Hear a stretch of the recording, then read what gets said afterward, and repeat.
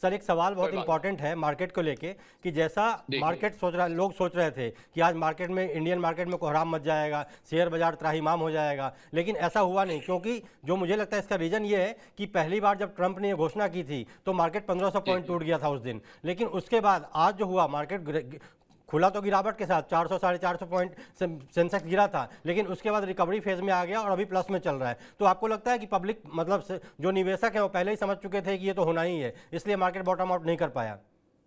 या मार्केट में एक खूबी है कि मार्केट किसी भी चीज को बहुत पहले डिस्काउंट कर लेता है। मार्केट उसको पहले अपने अंदर पचा लेता है। बिल्कुल आपने ठीक कहा, मार्केट ने इसको पहले पचाया हुआ था, दुनिया भर की मार्केट गिरी पर। और एक तो ये कारण था कि मार्केट ने पहले, दूसरा बड़ा कारण मनीष ये था कि मार्केट को ये अब एहसास होने लग गया है, निवेशकों को और ट्रेडरों को, कि भारत के ऊपर इसका इतना असर नहीं होगा। जितना अनुमान लगाया जा रहा था उससे भारत के ऊपर बहुत कम असर होगा। और ये भी अब यकीन होने लगा है कि भारत इस समस्या का समाधान निकाल लेगा और भारत इसका लाभार्थी होगा। जैसा कि मैंने बार बार बोला है, भारत को गेन होने वाला है आने वाले समय में। मार्केट को इस बात का पता है, इसलिए मार्केट ने उसको बहुत नेगेटिवली रिएक्ट नहीं किया। मार्केट अब काफी हद तक रिकवर कर चुका है। 100 पॉइंट से भी कम की गिरावट इस समय निफ्टी में है, जबकि सुबह के टाइम ये गिरावट माना जा रहा था। एक समय गिफ्ट निफ्टी सुबह चलती है वो 400 पॉइंट दिखा रही थी, पर मार्केट ने इस चीज को पचा लिया। और ये एक अच्छी बात है कि भारतीय निवेशक और भारतीय बाजार मैच्योर हो चुका है और उसको ये पता है कि इस चीज पे कितना रिएक्ट करना है, कैसे रिएक्ट करना है, कितनी देर तक रिएक्ट करना है। ये एक अच्छी बात है। जो हमारा जो सारे कार्यक्रम का हम अगर संक्षेप निकाले तो मैंने भी यही बात करी, जिस बात को मार्केट ने पचा लिया।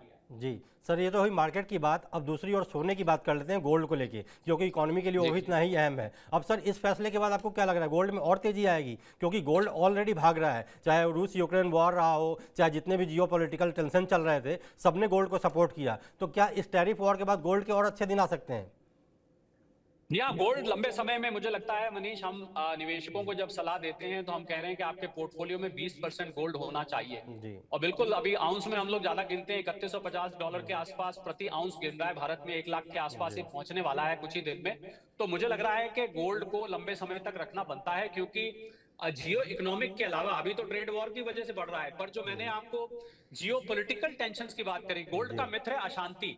जैसे जैसे विश्व में अशांति फैलेगी गोल्ड ऊपर जाता है, क्योंकि गोल्ड को एक सेफ हेवन इन्वेस्टमेंट माना जाता है कि जब कुछ नहीं चलता तो गोल्ड रख लीजिए। और दुनिया भर के सेंट्रल बैंक मनीष धड़ल्ले से गोल्ड खरीद रहे हैं पिछले काफी समय से, उसकी वजह से गोल्ड की प्राइस ऊपर जा रही है। तो अगर ये जो जैसे जैसे मिसाइल चलेगी, जैसे जैसे रॉकेट गिराए जाएंगे, बॉम्बिंग होगी, वैसे वैसे गोल्ड की प्राइस बढ़ेगी। तो इसलिए गोल्ड का मुझे अभी और ऊपर जाने की गुंजाइश नजर आ रही है। हाँ, बीच बीच में आपको करेक्शंस आती जरूर दिख सकती हैं, क्योंकि गोल्ड में स्पेकुलेशन भी होती है और जो स्पेकुलेटर्स हैं वो प्रॉफिट बुक करते हैं। तो कभी कभी आपको थोड़ी बहुत गिरावट दिखती है, पर ट्रेंड इसका अभी भी ऊपर की तरफ है। तो जो लोग भी गोल्ड में निवेश करना चाहते हैं, TV9 डिजिटल के जो दर्शक हैं, वो गोल्ड में अपना 15-20% पोर्टफोलियो बड़े आराम से रख सकते हैं, पर लंबे समय के लिए रखें। गोल्ड में छोटे टाइम की ट्रेडिंग ना करें, वरना आपको छोटे टाइम में ऊपर नीचे जाते दिखेगा तो आपके दिल की धड़कन भी उसके साथ चलेगी।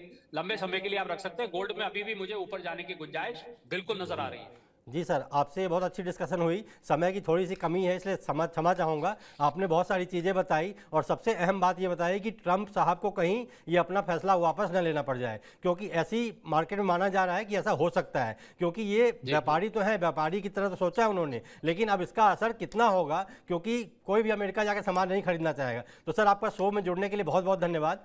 TV9 में आपका बहुत बहुत धन्यवाद। जी, तो ये थे हमारे अर्थशास्त्री कोहली साहब, जिन्होंने बताया कि ट्रंप साहब ने दाव तो चल दिया, लेकिन कहीं ऐसा ना हो कि उनका दाव उल्टा पड़ जाए और उनको ये वापस लेना पड़ जाए। तो अब देखने वाली बात है। हालांकि वो बता रहे हैं कि भारत का इस पर बहुत ज़्यादा असर नहीं पड़ेगा। तो इन सब बातों के लिए और ऐसी खबरों देखने के लिए आप जुड़े रहिए TV9 के साथ। नमस्कार।